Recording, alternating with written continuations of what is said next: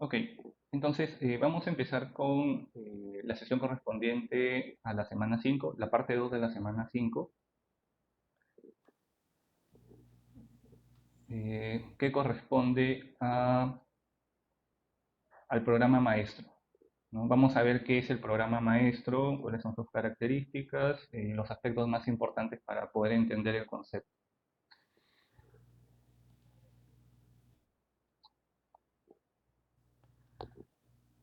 Bien, aquí lo que tenemos es el contenido. eh, Son 7 puntos los que vamos a revisar hoy. La introducción, el horizonte del programa maestro, se refiere al tiempo, cuáles son sus características con respecto al horizonte de tiempo, algunas barreras con respecto al tiempo que podemos encontrar dentro de la programación, las fuentes de demanda, es decir, de dónde vamos a obtener los datos para la programación maestra, las metodologías que existen, cuál es el impacto en los entornos de producción y al final un enfoque general para el desarrollo del programa maestro. Esos son los 7 puntos que vamos a revisar.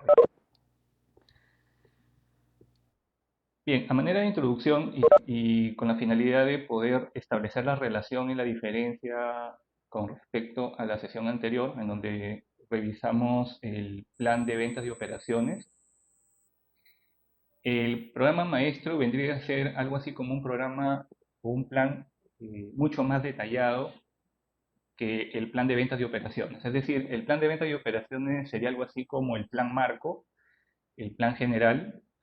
El plan de ventas y operaciones es un plan que permite agrupar diferentes productos o familias de productos y tiene un horizonte más de largo plazo.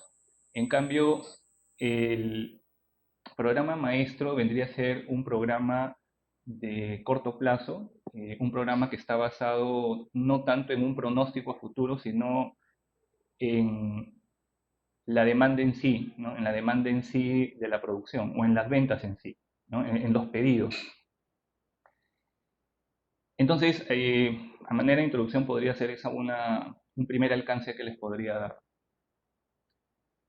También podríamos decir que el programa maestro actúa como una interfaz entre el sistema de producción y los clientes externos. Los clientes externos vendrían a ser los clientes que tiene la empresa, no los clientes en sí, haciendo la diferencia en que el cliente externo viene a ser el cliente eh, propiamente dicho y el cliente interno suele ser el cliente dentro de la organización, o sea, las otras áreas que también podrían solicitar al sistema de producción o al área de producción la fabricación de algunos productos. Entonces, este programa maestro serviría de interfaz, ¿no? Entre producción y los clientes. Se basa en productos finales listos para su venta. Es decir, el programa maestro nace de un pedido de productos por parte del cliente y en consecuencia el enfoque es ese, ¿no? El cliente solicita los productos, en base a los productos solicitados se elabora el programa maestro o el plan maestro y el objetivo es que al final obtengamos los productos que el cliente solicitó inicialmente. Hay que resaltar también que el programa maestro no siempre es formal. Vamos a encontrar programas maestros informales, pero de manera general toda empresa cuenta con un programa maestro.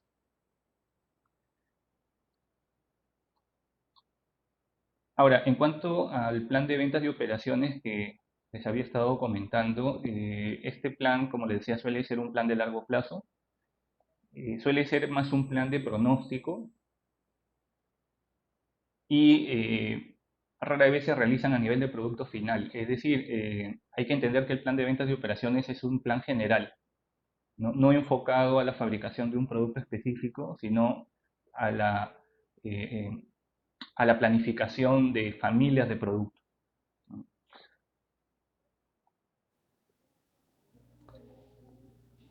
Aquí en esta presentación tenemos algunas características adicionales del programa maestro que viene a ser el tema de esta sesión. Eh, una manera de entenderlo es que el programa maestro divide los planes agregados del plan de ventas y operaciones en productos fabricables. Es decir, Un plan de ventas y operaciones, como les decía, es un plan general, un plan enfocado más en familias de productos, más en pronósticos de demanda. En cambio, el programa maestro lo que hace es tomar esa información del plan de ventas y operaciones y traducirlo en fabricación de productos específicos, ¿no? Por eso es que se dice que el programa maestro divide los planes agregados del plan de ventas y operaciones.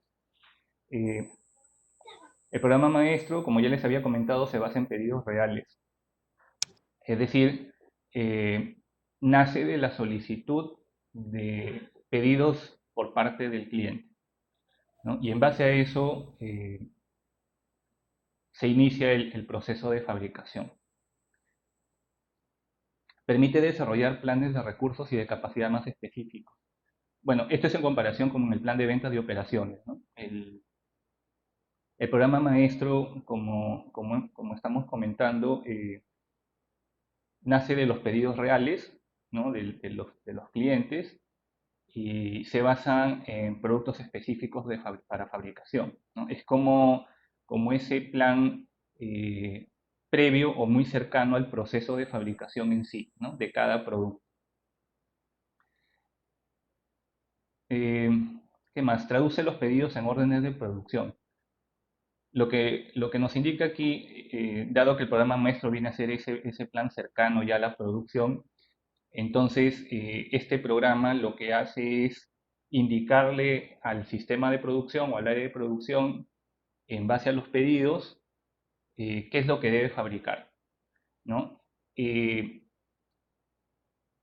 digamos, esa comunicación entre los pedidos y los pedidos del cliente y el área de producción es lo que se denomina órdenes de producción, ¿no? Las órdenes de producción vendrían a ser registros, digamos, o documentos en donde se especifica, en base a los pedidos de los clientes, qué es lo que el área de producción o el sistema de producción debe fabricar, ¿no? O debe producir.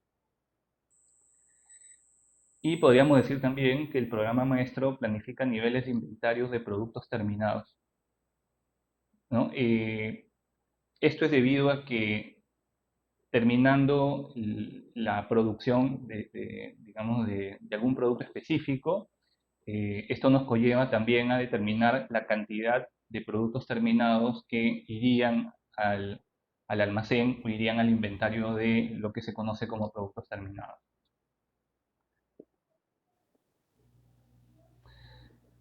Ok, entonces ya hemos visto lo que sería la definición o las características básicas de un programa maestro. Ahora lo que vamos a revisar son aspectos relacionados al tiempo, ¿no? Al horizonte del programa maestro. Entonces, para definir el horizonte del programa maestro necesitamos básicamente dos tipos de información. El primero es la lista de materiales que habíamos comentado en sesiones anteriores, ¿no? Es decir, qué componentes, ¿no? Qué materiales vamos a utilizar para la fabricación de los productos y en qué cantidades. La otra información clave son los tiempos de espera, ¿no? Necesarios para la adquisición o producción de cada uno de los materiales del punto anterior. Los tiempos de espera se refieren a qué tanto tiempo vamos a esperar una vez realizado el pedido a los proveedores, ¿no? Digamos, para la adquisición de materiales. Entonces, estos tiempos de espera también son claves, ¿no? O sea, no necesariamente eh, vamos a basarnos exclusivamente en la lista de materiales, sino que también deberíamos conocer qué tiempo va a demorar o van a demorar estos materiales en llegar a la empresa para iniciar el proceso de fabricación. Aquí tenemos un ejemplo que nos puede ayudar a entender cómo es que se puede definir el horizonte del programa maestro, ¿no? El horizonte, recordemos, se basa en el tiempo. Entonces, aquí lo que buscamos es determinar el tiempo total, ¿no? De producción. Para ello vamos a revisar este ejemplo sencillo para poder entender cómo es que se define el horizonte. Aquí en la parte de la derecha tenemos una especie de organigrama, en donde en la parte superior, con la letra A, se define el producto final. Es decir, esto es lo que vamos a fabricar. ¿Ok? Este vendría a ser el producto terminado. Digamos, al producto final lo relacionamos con el nivel 0, que vendría a ser el nivel en donde ya el producto fue fabricado, ¿no? O fue terminado. Y luego, si leemos hacia abajo, vamos a encontrar otros recuadros como B, C, D, E, F, G y H, que representan los diferentes componentes, ¿no?, necesarios para la fabricación del producto A. Entonces, dependiendo de qué tan lejos se encuentre del producto A, se definen diferentes niveles, ¿no? Entonces vamos a tener un nivel 0, que vendría a ser el producto final, un nivel 1, un nivel 2 y un nivel 3.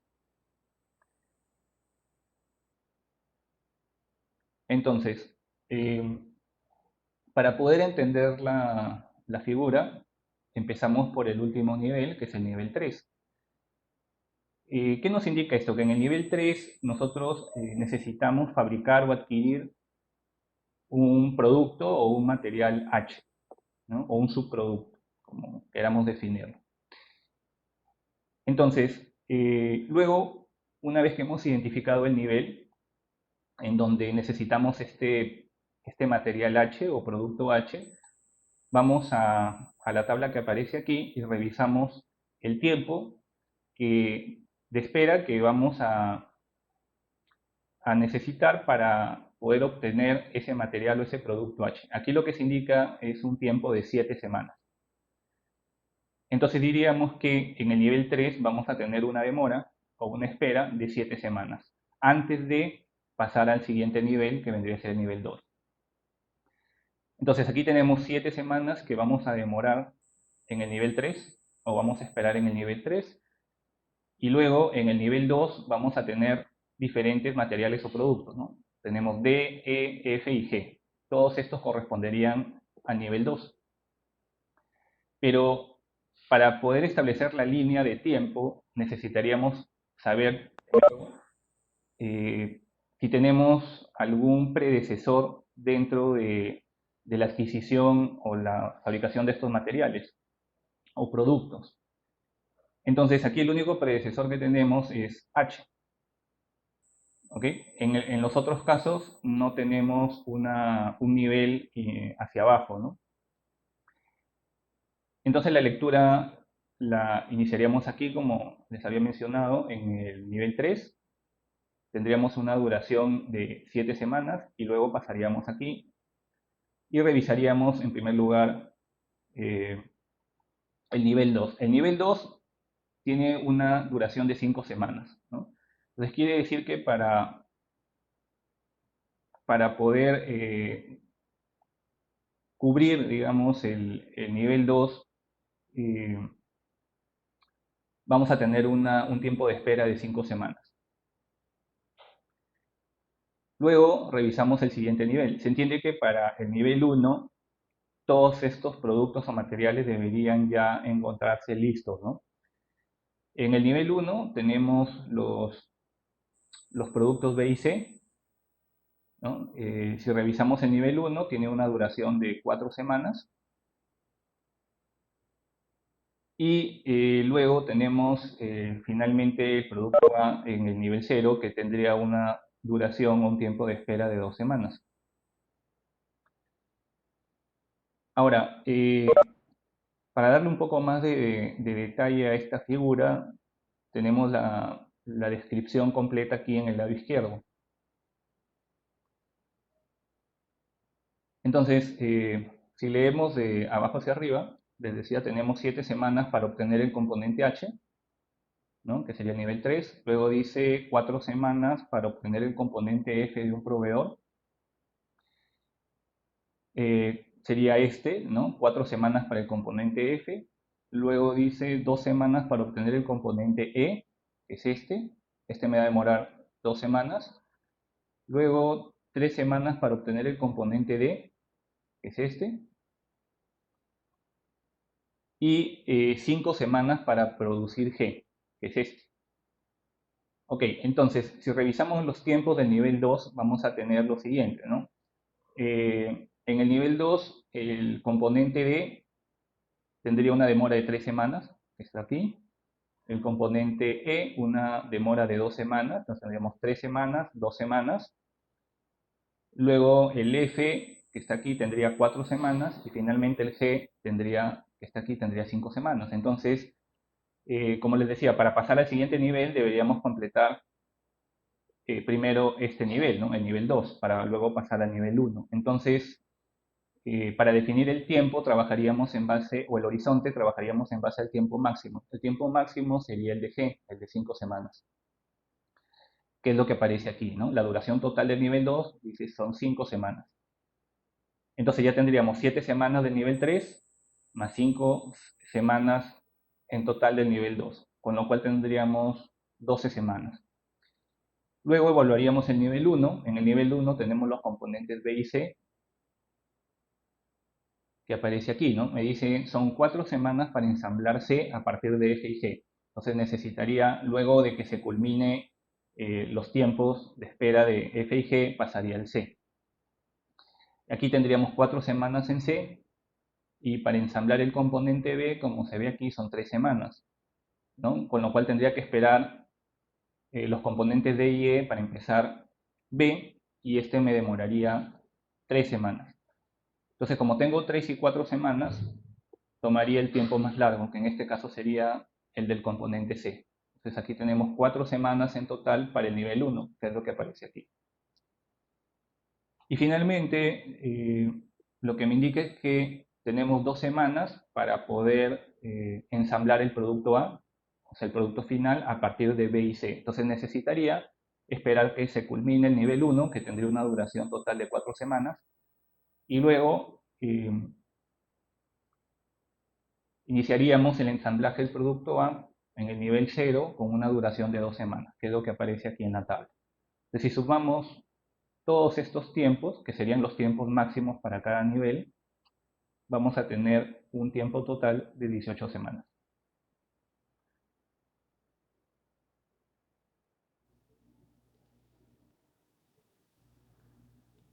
Ok. El punto 3 corresponde a las barreras de tiempo. Bueno, esto también está relacionado al horizonte del programa maestro, ¿no? La definición nos indica que las barreras de tiempo las podemos utilizar para establecer reglas, ¿no? En cuanto a qué decisiones voy a tomar dentro del programa maestro. Aquí vamos a encontrar dos tipos de barreras, ¿no? Las barreras de tiempo de demanda y las barreras de tiempo de planificación. Eh, Esta es la figura, vamos a empezar por aquí. Esta es la figura que me indica dónde están ubicados los dos tipos de barreras. Entonces, la línea horizontal representa la línea de tiempo o el horizonte del programa maestro, ¿no? Que empieza en el tiempo cero y va a culminar aquí, en esta línea de aquí, ¿no? En la barrera de tiempo de planificación. Entonces, tenemos una línea de tiempo y esta línea de tiempo, como les decía, se establece a partir del programa maestro, que empieza aquí, y se van a marcar dos hitos, ¿no? O dos puntos importantes, la barrera de tiempo de demanda y la barrera de tiempo de planificación. Y a partir de estos dos puntos o hitos se generarían tres espacios, ¿no? De tiempo. La primera, que va del tiempo cero a la barrera de tiempo de demanda, que se conoce como congelada. Luego, entre barrera de tiempo de demanda y barrera de tiempo de planificación, tendríamos un tiempo que lo consideraríamos como tiempo flexible. Y luego de la barrera de tiempo de planificación tendríamos lo que denominaríamos espacio libre o tiempo libre. Muy bien, entonces, basado en esta figura, vamos a revisar los conceptos, ¿no? Entendiendo que primero tenemos este espacio de congelado, luego flexible y luego libre, ¿no? Entendiendo también que el tiempo cero vendría a ser el tiempo o el momento de inicio del programa maestro, y la barrera de tiempo de planificación, esta línea de acá, representaría el tiempo final del programa maestro. Entonces, aquí tenemos la definición del primer punto, que es la barrera de tiempo de demanda. Las características son las siguientes. Dice, la información del pronóstico suele ignorarse, ya que solo se utilizan pedidos reales para los cálculos. Es decir, la barrera de tiempo de demanda se basa en la demanda real del cliente. ¿Qué más nos dice? Que esta barrera se encuentra más cerca al tiempo presente en el programa maestro, porque está más cerca al tiempo cero, ¿no? Que es el inicio de la producción. Por ejemplo, si se establece la barrera en la semana 2, la información pronosticada para las semanas 1 y 2 se ignoran en el cálculo. Luego dice, las semanas incluidas en la barrera se consideran congelado, ya que resultaría imposible o impráctico realizar algún cambio en cantidad o tiempo. Entonces, ¿qué es lo que nos está diciendo esta definición? Que si yo defino una barrera de tiempo de demanda, por ejemplo, vamos a suponer como dice aquí, semana 2, ¿no? Vamos a suponer que tomamos la semana 2 como está ahí. Entonces vamos a tener aquí, en el punto de partida, esta sería la semana 0, luego tendríamos una semana 1 y por aquí tendríamos la semana 2. En esta semana 2 estamos colocando esta marca, esta barrera de tiempo de demanda. ¿Qué nos indica esta barrera? Que a partir de la semana 0 hasta la semana 2, el programa maestro no se basa o no va a utilizar como datos los datos de pronóstico, sino los datos de los pedidos reales de producción. Y que estos datos que tenemos no van a poder ser modificados. Y esto es por una sencilla razón. Imaginemos que vamos a iniciar la producción, no sé, de un producto cualquiera, no de un producto X. Podemos tomar el ejemplo de las conservas de mango. Entonces vamos a suponer que elaboramos un programa maestro para la fabricación de conservas de mango, ¿no? De tales dimensiones, no sé, con ciertas características. Cuando nosotros iniciamos la producción, la iniciamos en base a un supuesto, ¿no? O en base a un dato previo, que en este caso sería la demanda de los clientes. O sea, el cliente me pide, no sé, necesito 1000 latas de conserva de mango, entonces en base a esa información fabricamos las 1000 latas, ¿no? O iniciamos el proceso de producción. Este tiempo que se establece aquí, que se llama congelado, nos indica que si hemos definido fabricar las 1000, entonces hasta la semana 2 al menos no vamos a realizar ninguna modificación o no se va a poder realizar ninguna modificación porque prácticamente estamos a punto de iniciar el proceso. Entonces definimos este tiempo para evitar, digamos, modificaciones de última hora, ¿no? Lo que nos indica entonces es que del tiempo 0 a la semana 2, el tiempo va a estar congelado y no vamos a tener ningún tipo de modificación en el programa maestro. Porque ya hemos comprometido probablemente trabajadores, o sea, ya hemos contratado trabajadores para esas 2 semanas. De repente ya tenemos la materia prima para fabricar en esas 2 semanas y en consecuencia sería muy costoso que hiciéramos cambios de última hora. ¿Ok? Entonces, a eso se refiere el tiempo, la barrera de tiempo de demanda. Luego, vamos a tener un espacio desde la semana 2 hasta la culminación del programa maestro, que es la barrera de tiempo de planificación. Este espacio se conoce como espacio flexible. ¿Por qué? Lo que nos indica es que, si bien es cierto, yo voy a tener un espacio de tiempo congelado, en donde no voy a poder hacer modificaciones del programa maestro, luego sí podría tener cierta flexibilidad, que es lo que tendría a partir de la semana 2 hacia adelante. Esto se podría, si lo relacionamos a la fabricación de conservas de mango, tendríamos lo siguiente, ¿no? Yo tendría en el tiempo congelado, digamos, una restricción de no poder hacer modificaciones sobre la producción, pero una vez pasada esta barrera de las 2 semanas, yo tendría aquí un tiempo flexible, que estaría un poco más alejado del punto cero. Entonces aquí yo sí podría hacer algunas modificaciones, ¿no? Podría darse el caso de que de repente en este tiempo, de la semana cero a la semana 2, tuvimos algunos percances, no logramos de repente o no cumplimos de repente ciertos niveles de producción, entonces aquí tengo un tiempo flexible como para poder hacer algunas modificaciones, ¿no? O de repente tenemos algunas cancelaciones de materia prima, qué sé yo. Entonces tenemos un tiempo flexible en donde podemos hacer modificaciones del programa.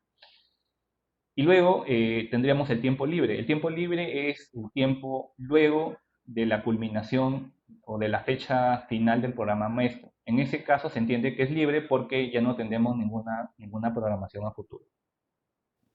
Y la podemos utilizar para cualquier actividad. Estas son las características de la barrera de tiempo de planificación que se estaba comentando, ¿no? Aquí en la definición nos dice que suele ser igual o mayor que el tiempo de espera acumulado para el producto, es decir, el tiempo de culminación del programa maestro. Como ejemplo, tenemos 18 semanas. Si lo definimos de esta manera, quiere decir que la planificación del programa maestro tiene este tiempo total de 18 semanas. Entonces, a partir de la semana 19 en adelante,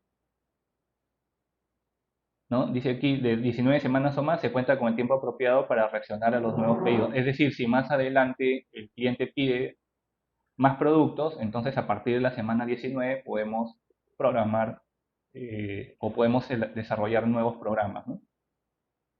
Los valores del programa maestro pueden modificarse sin demasiado problema.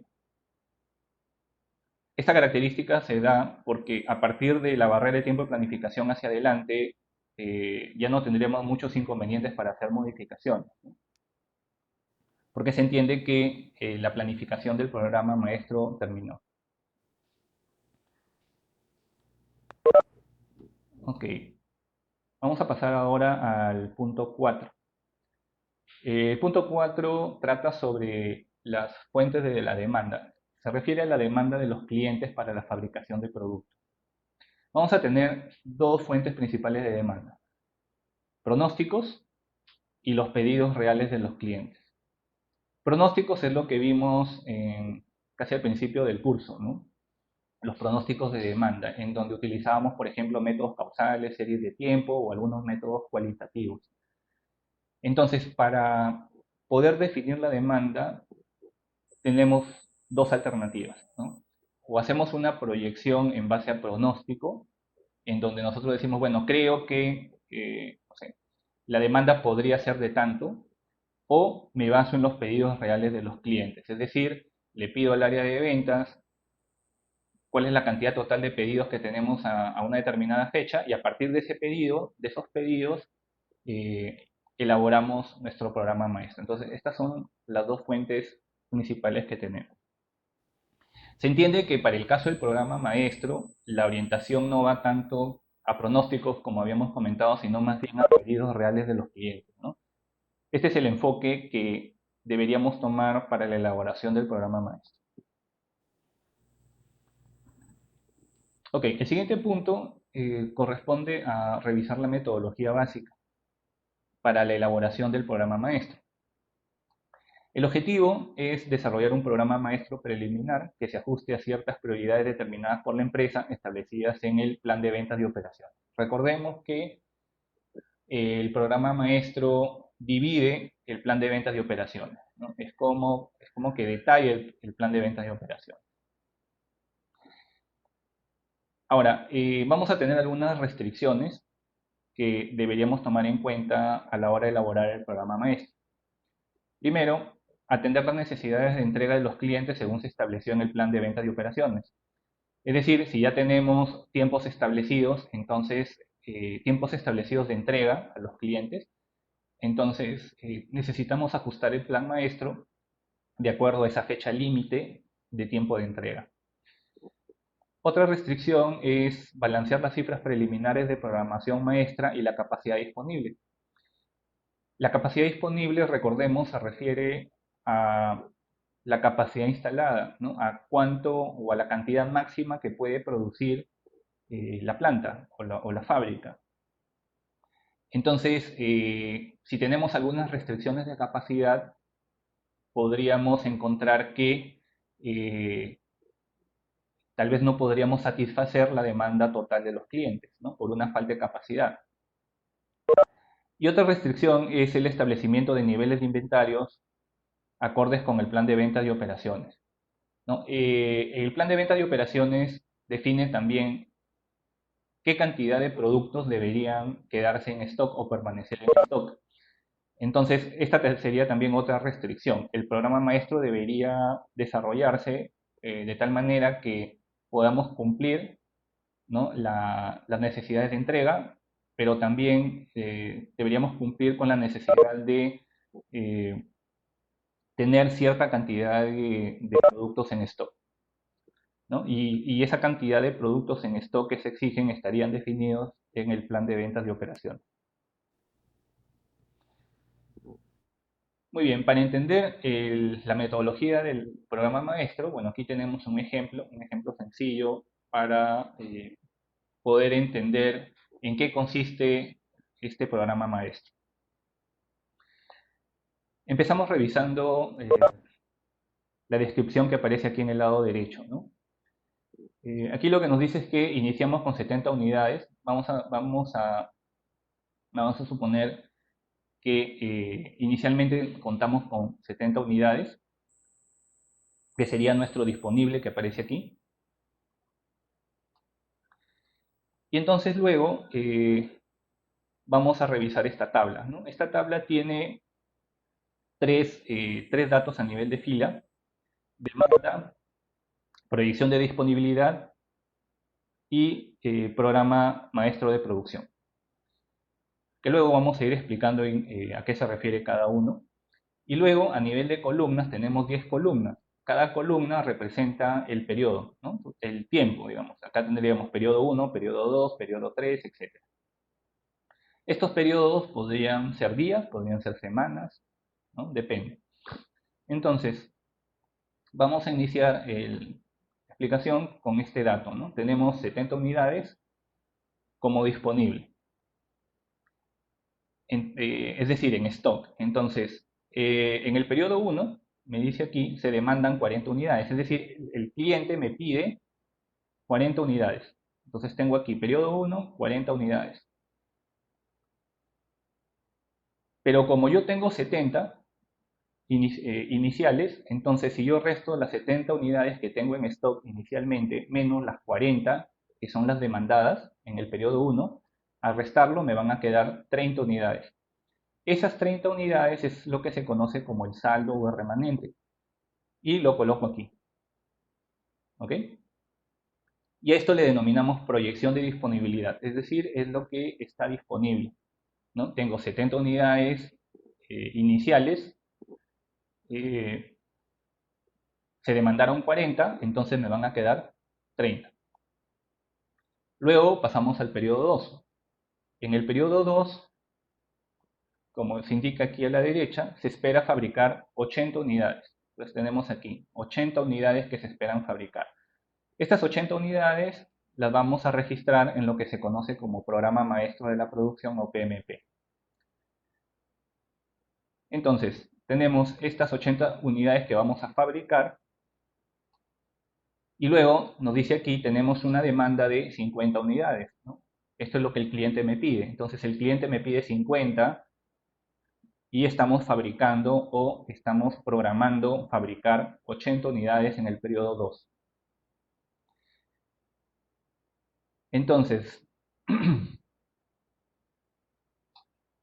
si nosotros tenemos 80 unidades que pensamos fabricar en el periodo 2 y una demanda de 50, si restamos 80 menos 50 me va a quedar un remanente o un saldo de 30 unidades.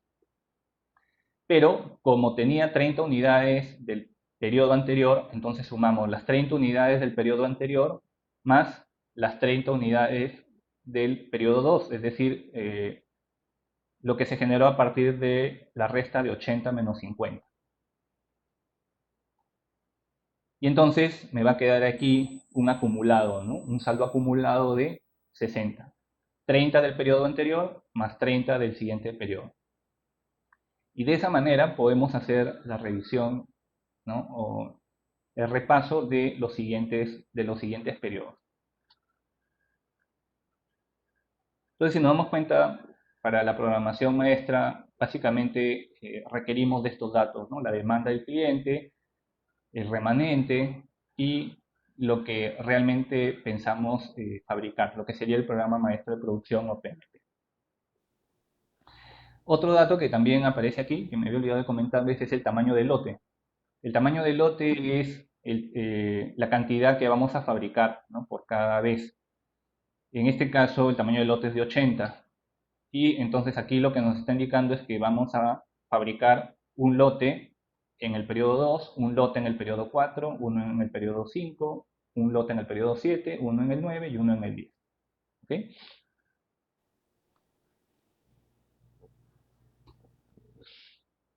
Bien.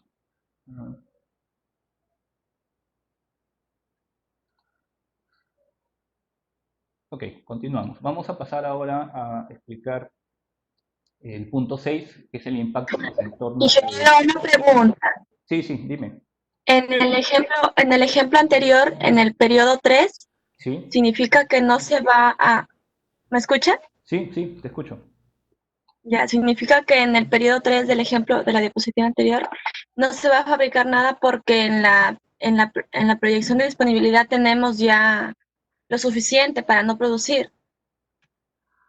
Sí, ¿O cómo? esa sería, digamos, una justificación para no producir en el periodo 3, ¿no? Como se estima que vamos a contar con disponibilidad de productos, entonces no se vería o no se ve necesario en ese periodo fabricar. Ese sería el Ah, análisis, ya, ¿ok? ok.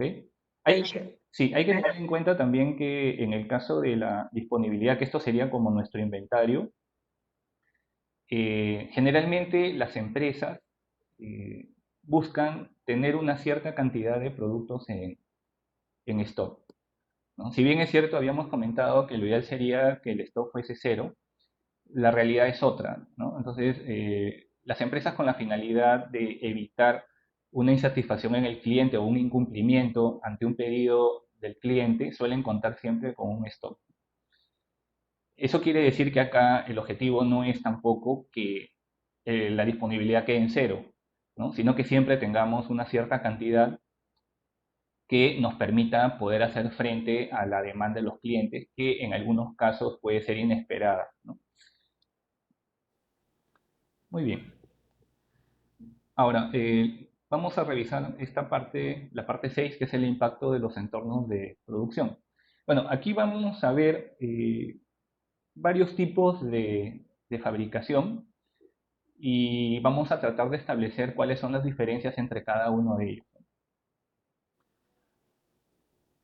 Esta sería como que la figura de resumen, ¿no? En donde vamos a encontrar tres tipos de fabricación y vamos a revisar los conceptos de planificación o programa maestro de la producción, la cantidad de pedidos esperados y cómo se diferencian entre cada uno de ellos, ¿no? Eso es un poco para que tengamos el panorama completo.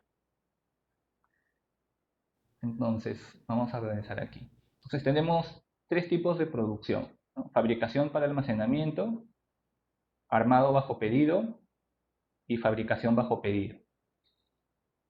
Aquí les adelanto, ustedes para cada uno de los trabajos que están haciendo deberían pensar o analizar en cuáles de los tres encajaría la empresa que están estudiando.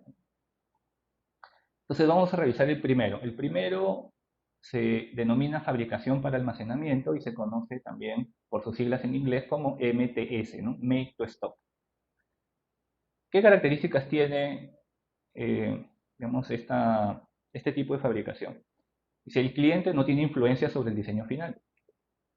Como vamos a fabricar, como dice su nombre, para almacenamiento, es decir, para ingresarlo al stock, al almacén, entonces el cliente no participa o no influye en el diseño final del programa maestro.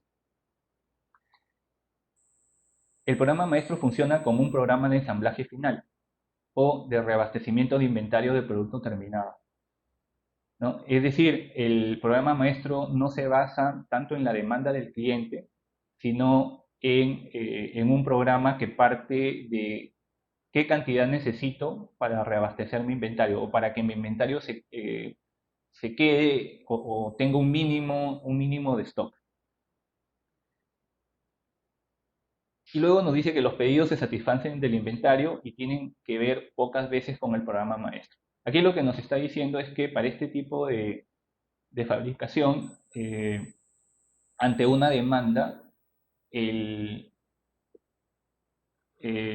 digamos que la empresa toma los productos que se encuentran en el inventario, ¿no? O sea, confía en su inventario y a partir de allí, eh, digamos, retira los productos del almacén para la entrega al cliente, ¿no? O sea, no depende tanto de la fabricación en sí de los productos, sino más bien del inventario. Y por eso es que se le denomina fabricación para almacenamiento, ¿no? Es decir, la empresa fabrica no a partir de la demanda directamente, sino más bien con la finalidad de reabastecer su stock. El siguiente tipo es armado bajo pedido, que se conoce también por las siglas ATO, que sería, bueno, que viene del inglés de ensamblar para pedido, ¿no? ¿Cuáles son las características? A diferencia del anterior, en este caso el cliente sí tiene una influencia, ¿no?, sobre la combinación, dice, o inclusión de varios subensamblajes o atributos opcionales. Es decir, tiene una influencia parcial para la elaboración del programa maestro. Por ejemplo, tenemos empresas como automóviles, ¿no?, empresas de fabricación de automóviles, de computadoras, etcétera, ¿no? Eh, Otra característica es que para el armado bajo pedido contamos con una gran cantidad de componentes, ¿no? Tenemos mucha materia prima.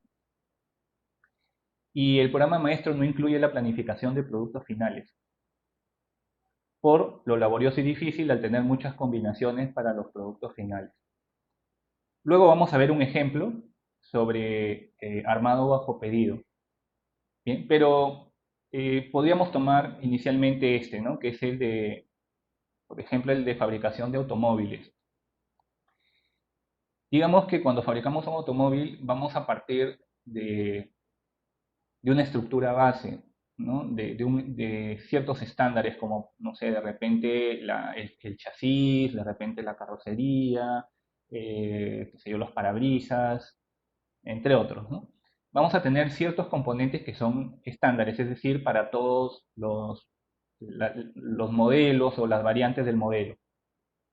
Pero luego vamos a tener algunos componentes específicos según el modelo, ¿no?, diferentes, ¿no? De repente, no sé, tenemos automóviles con un cierto tipo de llantas, de repente que no lo tiene, digamos, una variante del modelo, o de repente automóviles con un determinado equipo de sonido que son distintos a otros, y ahí empiezan a aparecer algunas diferencias, ¿no? Entonces aquí la dificultad es en que, si bien es cierto voy a tener un conjunto de componentes estándar, voy a tener también una serie de variantes con respecto al producto final, ¿no? Entonces, si regresamos al ejemplo del automóvil, yo podría tener automóvil, no sé, 4x2, un automóvil versión 4x4, un automóvil full equipo, un automóvil, no sé, con 2 airbags, otro con 10, y entonces puedo tener una serie de variantes, muchas combinaciones para la fabricación final, ¿no? Y luego tenemos el tercer modelo, que es el de fabricación bajo pedido, o llamado también MTO, ¿no?, por las siglas en inglés de Made to Order. Aquí, a diferencia de los otros dos, el cliente tiene una gran influencia sobre el diseño del producto o servicio final, ¿no? Si comparamos con los dos anteriores, en el primer caso de MTS el cliente no tiene influencia, en el segundo tiene una cierta influencia en el diseño, y en el tercero tiene una gran influencia sobre el diseño del producto o servicio final. Otra característica que los diferencia de los anteriores es el número bajo en materias primas, ¿no? La materia prima es baja, la cantidad, pero los productos finales son mucho mayores a los dos anteriores. Un ejemplo son las organizaciones de servicios, ¿no? Las organizaciones de servicios, como podrían ser, no sé, tal vez algunas empresas de consultoría, ¿no? O de algún otro servicio, ¿no? ¿Qué más? Tenemos otra característica más que dice demanda variable tanto en cantidad como en diseño, por lo que es casi imposible programar. Es decir, en la fabricación bajo pedido tenemos la dificultad de que no sabemos exactamente lo que el cliente va a pedir. Entonces, como no tenemos ese dato, es imposible o casi imposible que hagamos una programación de la producción. Aquí tenemos un ejemplo, como les había mencionado, de un producto tipo ATO, ¿no? De armado bajo pedido. En este caso es una bicicleta. Eh, bueno, entonces tenemos aquí las diferentes opciones para la fabricación de la bicicleta. Les había puesto anteriormente un ejemplo con un automóvil. Bueno, esto es algo muy parecido, ¿no? Entonces tenemos diferentes opciones para la fabricación. Si bien es cierto, vamos a tener una estructura de bicicleta estándar, vamos a luego añadir otros componentes que serían algo así como accesorios, y finalmente en base a esos accesorios vamos a tener diferentes productos finales, ¿no? Una gran variedad de productos finales. Entonces tenemos, por ejemplo, tres cuadros, dice cuadro regular, alto rendimiento, ligero, estos serían como tipos, ¿no? 5 opciones de velocidades, 3, 7, 10, 12 y 15 velocidades. 4 tipos de asientos diferentes, 3 tipos de manubrios distintos, 6 tipos de llantas distintas, 3 tipos de frenos distintos, y luego dice 4 opciones puras, por ejemplo, si incluye o no botella de agua.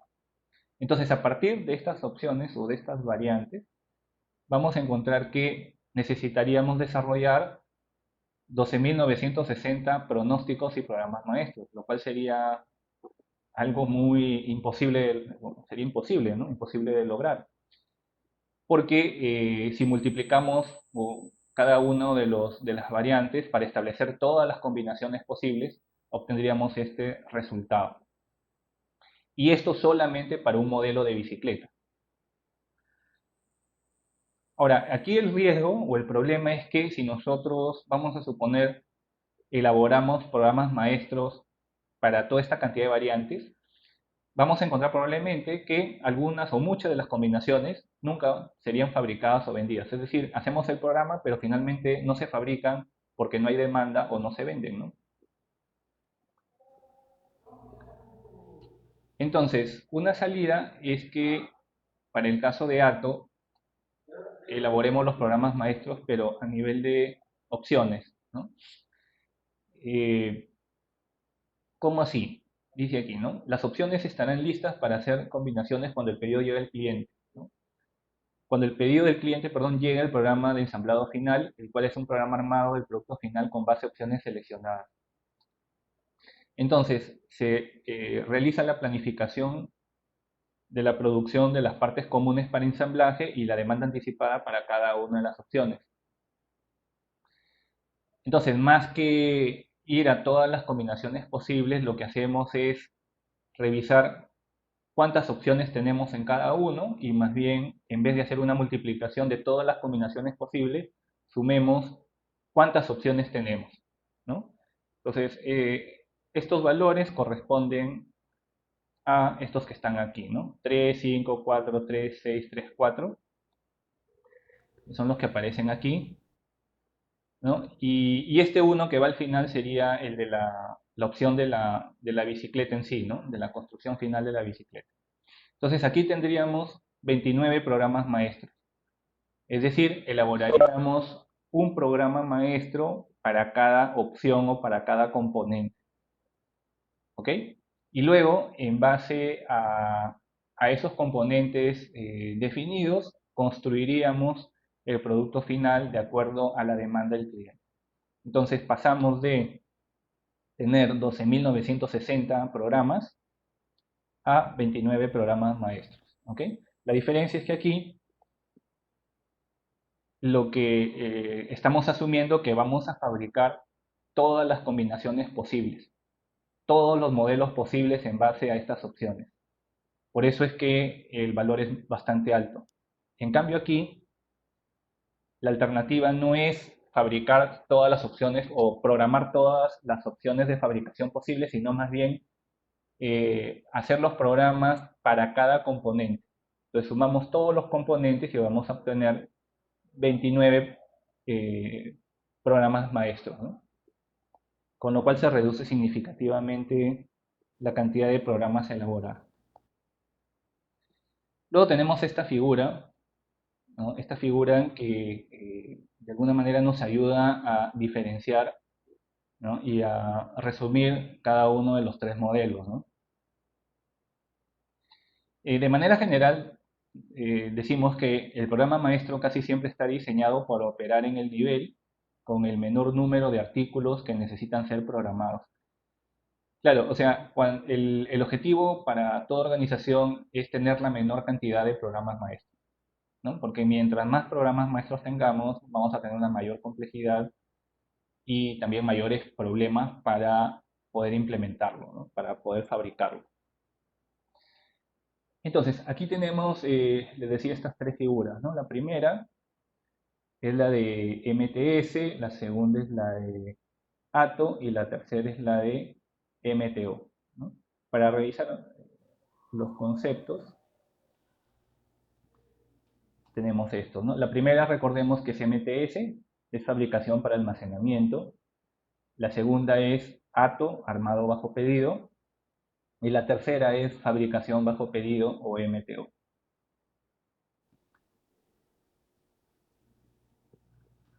Entonces, para poder leer esta figura, deberíamos identificar primero los modelos de fabricación y luego la estructura, ¿no? Que va desde la elaboración o el ingreso de la materia prima, que estaría aquí. Luego esto entenderíamos que es el proceso de producción y finalmente la obtención de productos terminados. Estas figuras representan la complejidad, ¿no? Es decir, en el caso de MTS vamos a tener aquí en la parte inferior, digamos, una línea más larga que en la parte superior. Esto nos indica que para MTS la materia prima suele ser amplia, ¿no? Abundante, y los productos terminados son pocos, ¿no? Eso es para entender MTS. En el caso de ATO, tenemos una gran cantidad de materia prima y también una gran cantidad de productos terminados. Pero, como habíamos mencionado, para la elaboración del programa maestro, en el caso de ATO, si bien es cierto podemos tener una gran variedad de materia prima, lo que hacemos es agruparlos y desarrollar los programas maestros en base a opciones, ¿no? En base a componentes. Y luego podríamos tener una gran variedad de productos terminados, ¿no? Que se elaborarían luego de haber fabricado los componentes, las diferentes opciones, podríamos tener muchas posibilidades para ensamblar o para fabricar los productos terminados. Y en el caso de MTO, vamos a tener poca materia prima. Como les decía, este es típico de una organización de servicios que podría ser, se me ocurre, una empresa de consultoría, en donde vamos a tener un cierto grupo de consultores, que podrían ser pocos, y al final podríamos tener como productos terminados una gran variedad de productos distintos, ¿no? Porque generalmente en las empresas de servicios de consultoría el producto final no necesariamente es igual, un servicio de consultoría no es necesariamente igual a otro, ¿no? Entonces podemos encontrar aquí una serie de variantes, pero partiendo de un grupo pequeño de consultores. Bien, y luego, para terminar esta sesión, tenemos esta actividad que consistiría en identificar el tipo de entorno del sistema de producción bajo estudio, es decir, en base a los tres que hemos explicado anteriormente, y luego describir cómo funciona y elaborar un ejemplo de programa maestro. Entonces, en base a lo que hemos explicado, tenemos que definir para la empresa bajo estudio cuál de los tres enfoques o modelos estarían asociados a la empresa. Y luego, para poder reforzar la parte, digamos, de las características del programa maestro, la idea es que elaboren un ejemplo. Bueno, el ejemplo ya lo tienen, pero deberíamos personalizarlo de acuerdo a la empresa que estamos estudiando. Muy bien, con eso terminaríamos esta sesión. No sé si tienen alguna consulta, alguna pregunta. Ok, bueno, voy a cerrar la grabación.